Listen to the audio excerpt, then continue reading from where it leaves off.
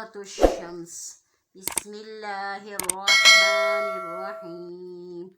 والشمس وضحاها والقمر إذا تلاها والنهار إذا جلاها والليل إذا يغشاها والسماء وما بناها والأرض وما طحاها ونفس وما سواها فألهمها فجورها وتقواها قد أفلح من زكاها وقد خاب من دساها كذبت ثمود بطغواها إذ انبعث أشقاها فقال لهم رسول الله